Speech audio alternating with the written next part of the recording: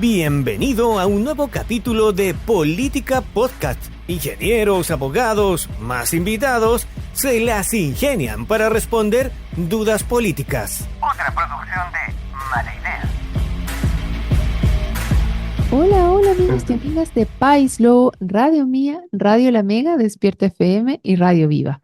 Soy Rocío Gambra y esto es un nuevo Política Podcast. Día martes, como ayer tuvimos a Héctor, hoy día nos traemos a un panelista que hace mucho rato no había venido porque está estudiando un magíster en políticas públicas y ciencia de los datos. Juan Ignacio Piquer, ¿cómo estás? Hola, ¿cómo estás, Rocío? Oye, ya pongamos, ¿dónde estás estudiando? Bien, No, yo aquí, estoy en mi en casa. Londres. Ahora estoy en mi casa, efectivamente. Estoy estudiando en Londres y nada, mucho estudio en verdad. No podría estar en Rancagua, como que voy a la U, estudio y vuelvo a la casa. Pero no, eso. Me gusta trabajar y ahora también igual estoy feliz estudiando. Así que hay distintos momentos en la vida. Recordemos a nuestros auditores, para los que no te conocen, que tú también estuviste siendo asesora en el Congreso y después dejaste para ir a estudiar. ¿Y llevas cuánto? Te fuiste en septiembre, ¿no? Me fui en septiembre, sí. Ya, vamos, 6 meses. Partiendo tu segundo semestre. Sí, y son 2 años, así que me queda un rato. Te queda Pero un sí, rato feliz de y... poder volver a hablar de Chile. Sí, porque habíamos quedado de hablar, pero no se habían dado los tiempos y ahora creo que es bueno dar una mirada, pero desde afuera. Uno está aquí metido y recibes un montón de información, pero desde afuera la información que llega es distinta. Entonces, démosle una vuelta así, ¿cómo nos están viendo desde afuera? Y esa es la primera pregunta que te hago. ¿Cómo nos están viendo desde afuera? ¿Cómo lo ven desde Londres? Yo diría que en general nosotros miramos más al mundo desarrollado que ellos a nosotros. Y diría que el interés en general es de la gente de acá, como políticamente bueno, y como el interés económico, es por los países grandes y por los países muy pobres. Y que Latinoamérica no es ninguna de las dos cosas. Entonces, como que sí, que Latinoamérica no es muy relevante para Europa, en verdad, no, porque económicamente somos más bien chicos comparados con Asia. El único jugador grande es Brasil y México. Y México al final es como una continuidad económica con Estados Unidos, entonces el polo económico de Latinoamérica interesante que es Brasil. Y de hecho el mayor socio comercial de Chile es Brasil, creo que es primero China y después Brasil. Y sí, se sabe que existimos, pero no, como que Chile y Argentina, por ejemplo, como que pasan cosas en Chile y Argentina y son noticias y ya, no sé, me preguntaron por el presidente que se murió, todos cachan que hubo un estallido social, también el hecho de que se rechazaron 2 constituciones también es algo que se sabe en el mundo como más politiquero, como que es algo raro que se rechacen 2 constituciones, 2 plebiscitos, es como doble Brexit en un año.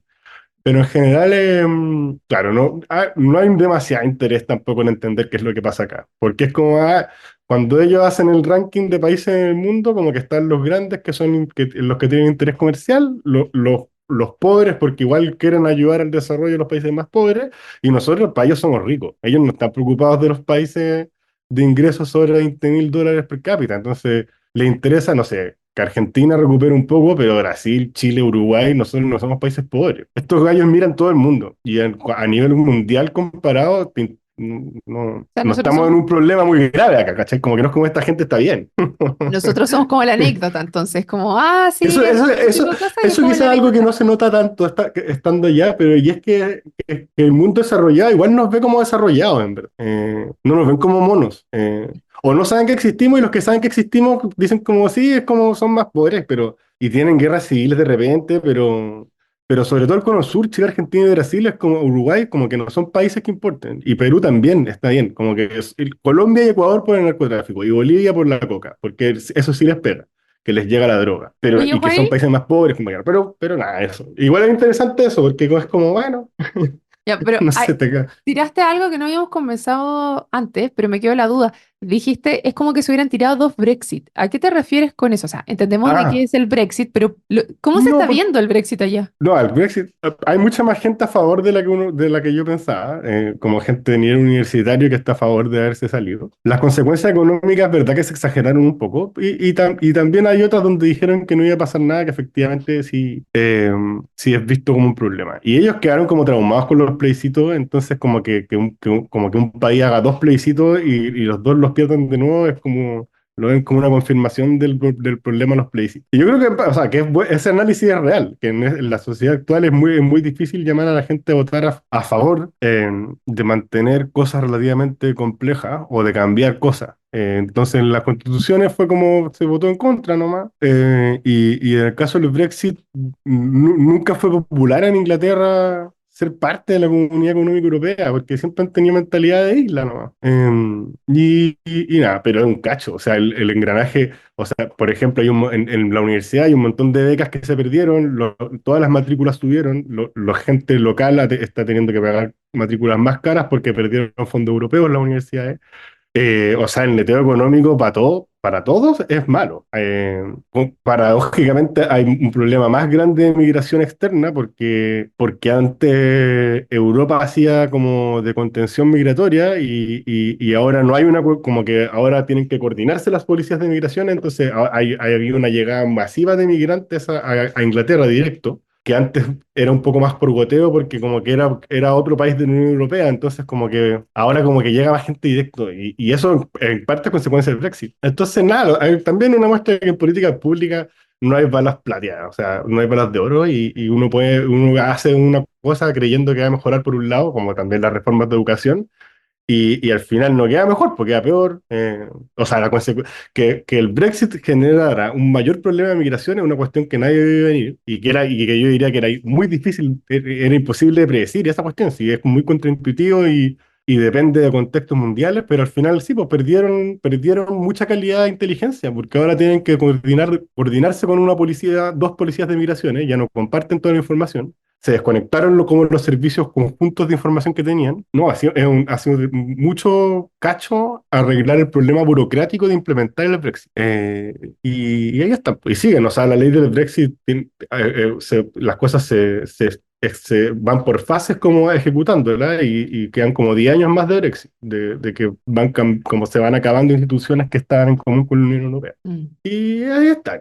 Ya, pero igual es Eh, interesante mirar y ver cuáles han sido las respuestas a esa mm, política pública finalmente que fue el Brexit y estos como resultados inesperados finalmente que tuvieron, porque mm, que aumentara la migración uno pensaría lo contrario y acá sí. se hizo bastante más complejo. Oye, ya que pones el tema de las conversaciones que hay entre distintas policías, sí, Ujú, esto sí lo habíamos conversado y me dijiste, yo estuve mirando el caso de lo que pasó con el secuestro del militar en retiro que estaba aquí en Chile. Y ya, explícame ujú. porque yo lo he mirado por arriba, no lo hemos querido, yo no he querido tocar este tema en el Política Podcast a nivel local, porque claro, más allá de uno de la guata que puede hacer alguna conjetura de lo que leíste como al pasar, Ujú. ya, a ver, ¿qué cosas has podido Yo, identificar tú que te llaman la atención de este caso en particular? yo, lo primero es que hay que evitar la tentación que la he visto como de decir como el gobierno anda entregándole gente a Venezuela y es como la gente no, el que haga eso como que se arriesga a justicia militar, ¿cachai? Si es ilegal, no.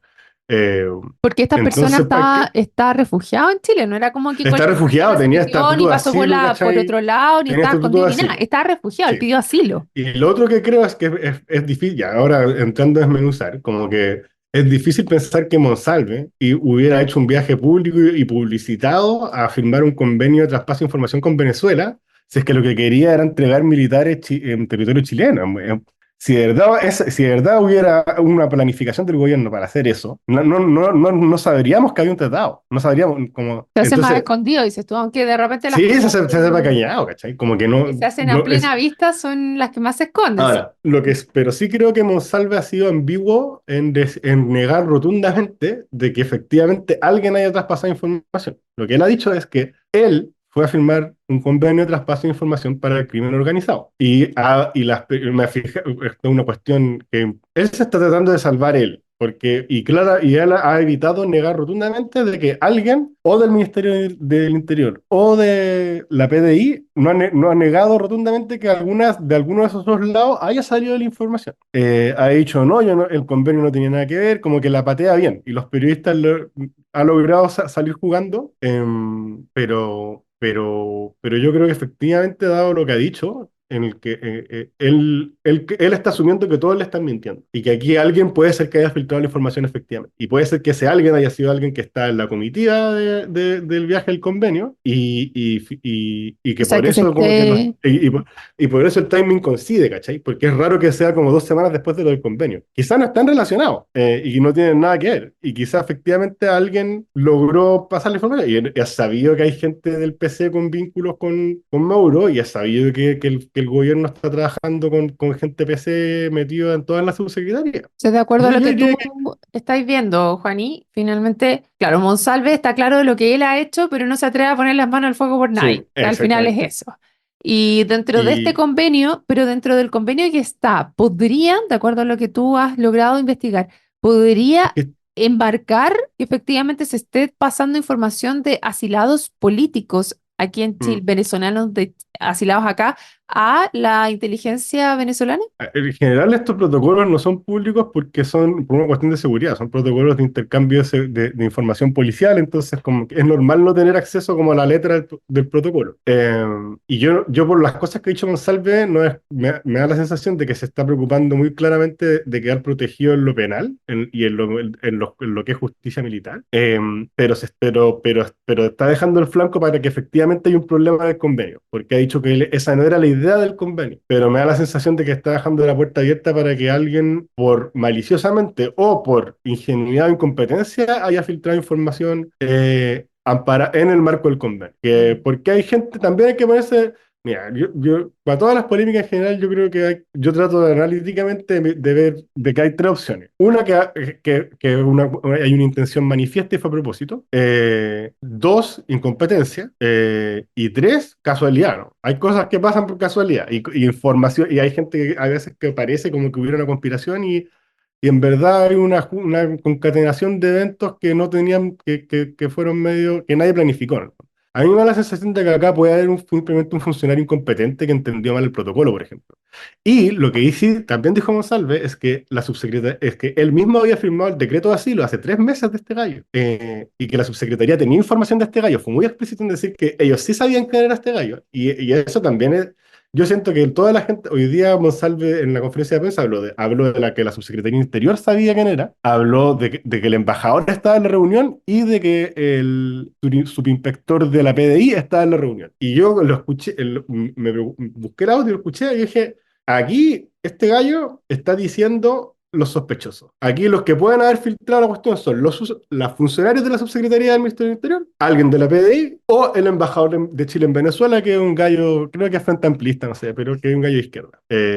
Y, Mm. y que Monsalve nunca fue su intención y que él no sabía y que en el peor de los casos esto es incompetencia de su parte porque el protocolo no le quedó bien hecho y dejaba como una puerta abierta para traspasar esta información. Y en ese caso él se salva de la pena penal. El peor de los casos es que terminó con una posición constitucional, ya, pero nada, yo creo, o sea, igual es preocupante. Yo escuchaba a Monsalve y decía, aquí es incapaz de negar tajantemente que acá hay una filtración desde Chile.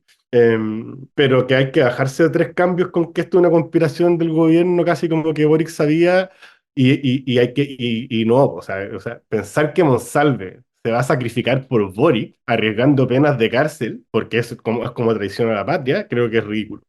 Nadie se inmola así por alguien. Monsalve no es un fanático de la causa.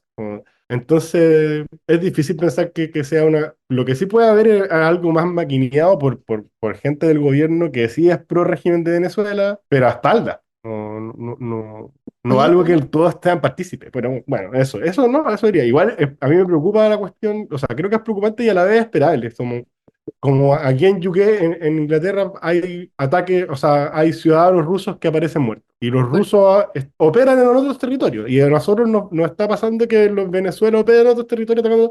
Y de hecho en Chile hay, o sea, tengo amigos chinos que dicen que hay agentes chinos espiándolos en Chile. Pues se supone que hay espías en todos lados. Sí. El tema está en Entonces, no, cuánto tú tienes, o sea, no se trata de paranoico, teorías conspirativas, pero sin lugar a duda, algunos andan sí, dando vueltas nuestros por todos lados y del otro por acá, y depende de cuánta inteligencia realmente tiene cada uno de los países. Ahora, sí. el tema está en que es preocupante, como tú bien señalas, para otros refugiados, otras personas que pidieron asilo acá, en qué Mm. condiciones se encuentran. Y a mí me cabe la duda, ¿por qué este militar era tan importante? ¿Por qué lo habrían querido secuestrar a él en particular? O sea, entiendo que él pidió asilo por una razón, pero yo no tengo bien clara cuál es. ¿Tú sabes? No, no, no.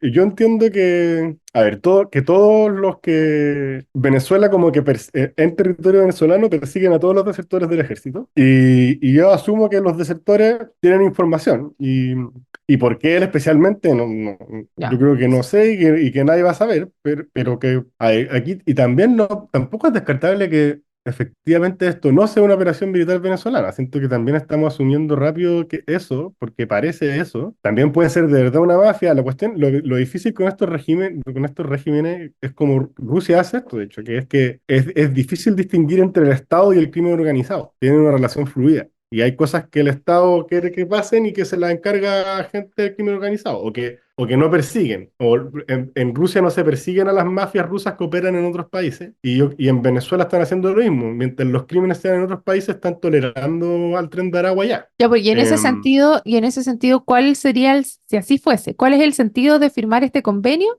con Venezuela? Porque ahí hace un par de semanas cuando se firma, es justamente se supone para combatir el crimen organizado.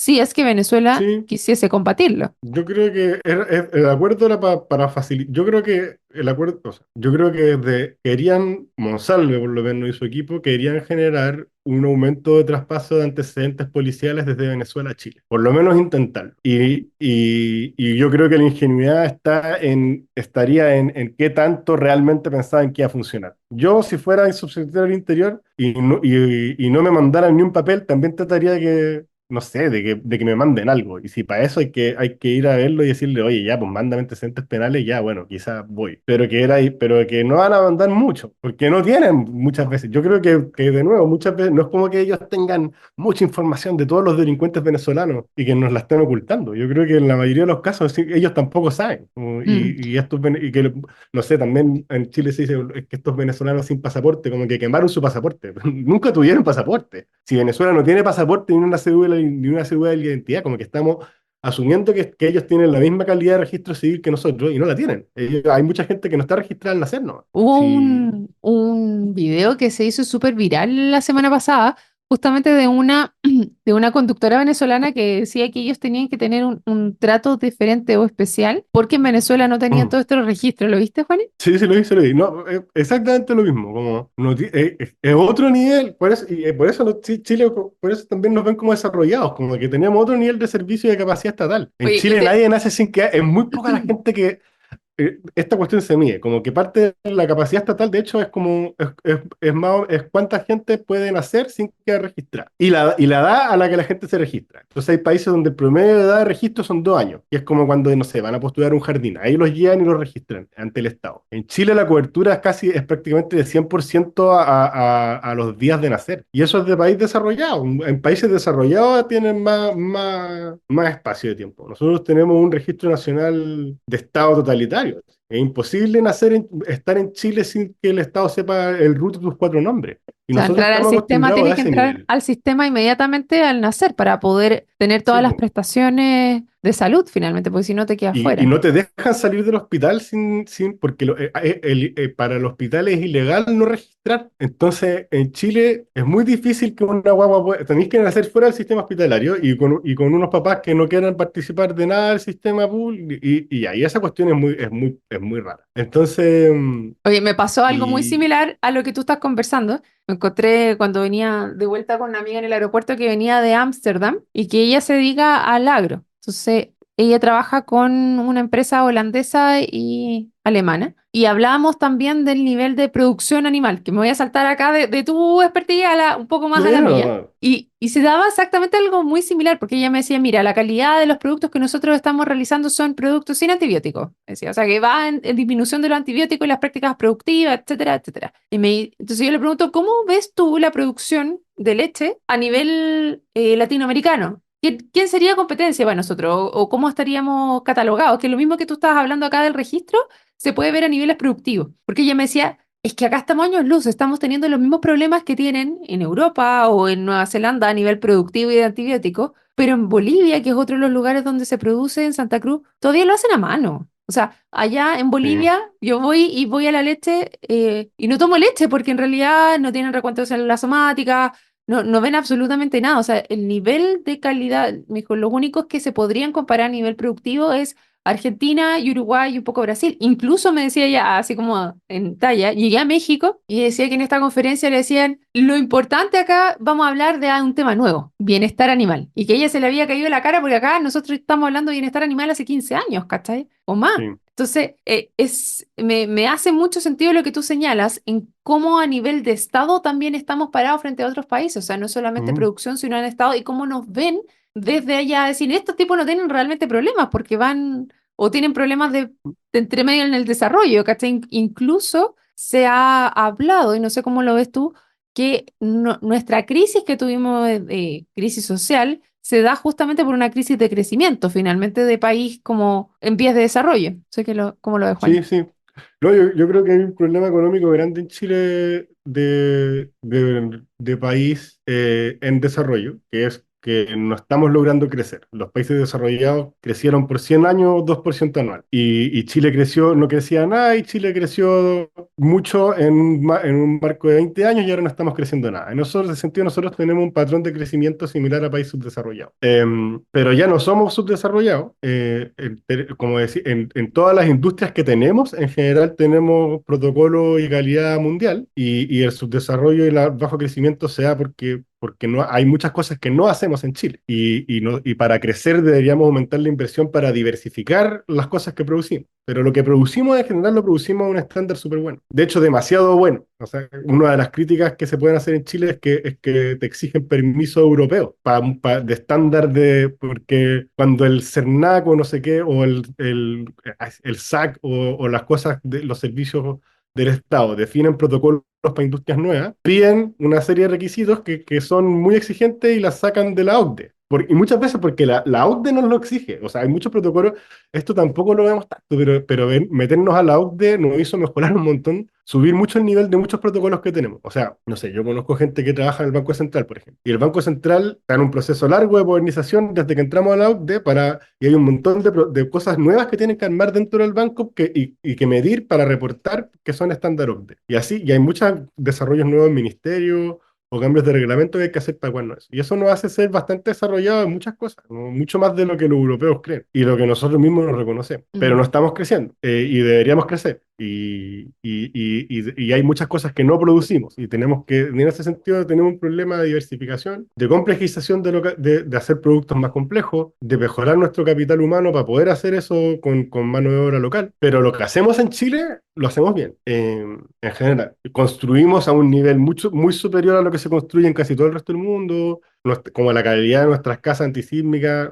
Ahora los incendios son terribles, pero la mayor parte de esas construcciones son informales o con estándar de los 60. En general, las casas post-1990 en general no tienen problemas, las casas regulares post-1990. El problema es la vivienda informal y la vivienda regularizada de los 60. sí. Y tenemos un problema de oferta. O sea, yo creo que tenemos, no sé, faltan 500.000 viviendas y tenemos que construirlas y hacerlas llegar a la gente que el déficit habitacional.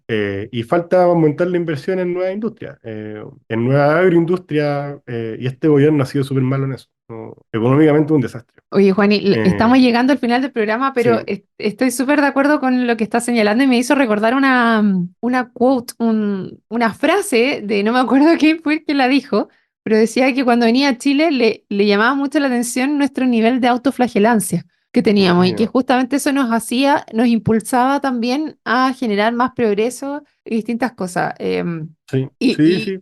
y eso me suena mucho a la conversación que estábamos teniendo ahora, porque finalmente nosotros siempre decimos, ay, es que en Chile está todo malo, todo lo hacen mal, todo se lo roban, todo un corruptos, todo aquí, todo pésimo. Pero cuando tú miras realmente, te asomas un poquito, sacas la cabeza, te das cuenta que en realidad Mm, hemos avanzado mucho más de lo que pensábamos que habíamos avanzado y tenemos un nivel de autoflagelación bastante alto. sí. Y yo creo que la autoflagelación y el chaqueteo chileno políticamente nos hace bien porque nos mantiene escépticos y es difícil que logre ganar la presidencia un líder populista porque no confiamos en nadie y no le creemos nada a nadie. Pero sí el chaqueteo sí es un problema económico, creo. O sea, y en la vida todo tiene, no, tiene como dos caras. Y que en este caso la doble cara de la autoflagelación y el chaqueteo es que efectivamente hay mucha gente, yo creo, que no emprende o que no, o cosas que no se hacen porque por miedo a la exposición, por flojera, como que hay cierto castigo como al que destaca. Y eso sí, o sea, tenemos que lograr potenciarnos económicamente y para eso hay que bajar un poco el nivel del chaqueteo. Porque aparte eso necesitamos cooperación estatal también, o sea, no sé, ahora ponte tú, me acuerdo, Marcelo Mena hizo, el exministro de Medio Ambiente, retuiteó como que este año el kilowatt generado, o sea, almacenado en una batería de litio, es más barato que el petróleo, que el mismo nivel de energía generado por petróleo. Y mucha gente hace 10 años decía que la energía renovable era muy cara y que por eso no podían reemplazar esta cuestión. Y lo que pasó es que en Estados Unidos el Estado le dio recortes de impuestos a las empresas que desarrollaban energía limpia para enfrentar el cambio climático. Y es el tipo de cosas que en Chile, de hecho, cuando lo hemos hecho ha funcionado. O sea, que el Estado dé el hidrógeno verde, la idea es que vaya para allá, pero en Chile se hizo un incentivo a la energía solar y a la energía eólica, que mucha gente dijo que no iba a funcionar, y hoy día es como un 40% de la materia energética.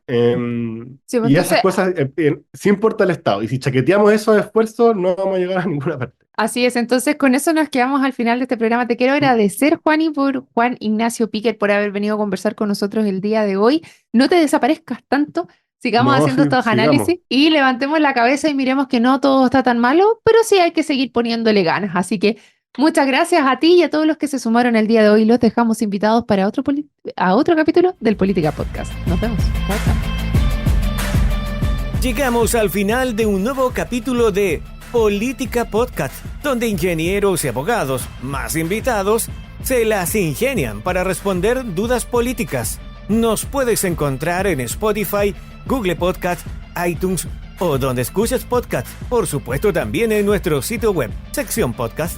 Feliz si compartes nuestro contenido y nos recomiendas. De antemano, muchas gracias y nos reencontramos en un nuevo capítulo de Política Podcast. Otra producción de Mala Idea.